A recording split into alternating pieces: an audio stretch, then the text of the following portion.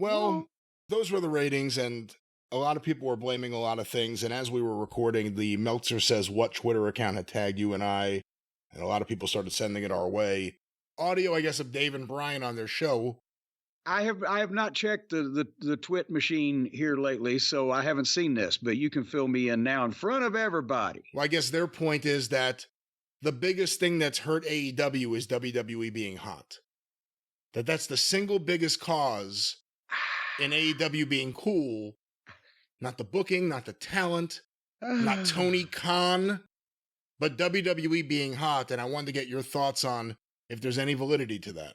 It's nothing we're doing. It's just these other guys are so much better at it than we are. That's the defense by the favored nations that are on the side of the struggling secondary promotion. They're just so much better at this than we are that's why our business is down. Both of these things can be true. WWE has gotten better and AEW has gotten worse. And you take the high road and I'll take the low road. And, one of us is still going to end up in the shit house and one of us is going to end up in the penthouse. So yes, WWE has gotten much better because they're doing things properly. And Vince, who was insane, is not there anymore. But meanwhile, this fucking parody program that nobody with a life could possibly study enough notes on to keep track of who the fuck is on whose side and who's mad at who and why.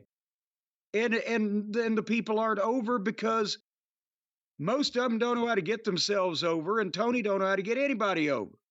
Can I stop you there? Yes. We hear from people, so I want you're the expert again, explain the difference. When people say, how could you say they're not over? The people there are really into them. Well, there's still got to be more to how many people are there. That's the problem.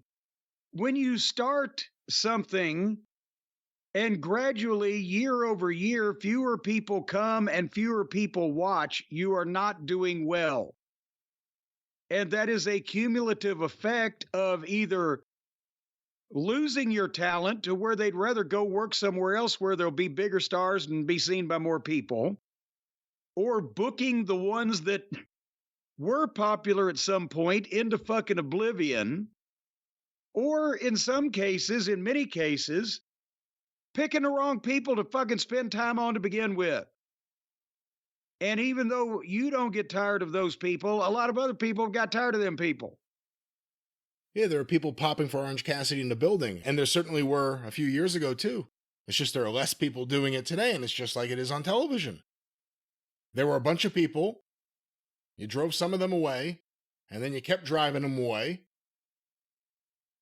There was a path where AEW could not be WWE level popular. That was never going to happen, especially this quickly, but have been more successful than they are now. While WWE was this hot, right? It's not like an automatic WWE's hot, so AEW has to lose audience share. Well, no, because look at the Monday Night Wars. In a promotional war where if both sides can be taken somewhat seriously, whether it was nationally with WCW and WWF, or whether it was the territories with, remember, Sheik and Bruiser both did great for a while because each side is trying to bring in the best talent they can and compete with the other side. In the 80s with Vince coming into Crockett territory. Remember one night in Cincinnati, we did the Gardens, they did Riverfront Coliseum, and they sold 17,000 tickets in Cincinnati between the two shows. We outdrew them, by the way. But everybody was, it doesn't have to be that one side gets its ass kicked royally. That usually just happens when that one side sucks. Jerry Jarrett and Nick Goulas in 77. So AEW had built-in goodwill that eroded when two things happened. Number one, Vince got run off finally for good, and the WWE started getting more interesting.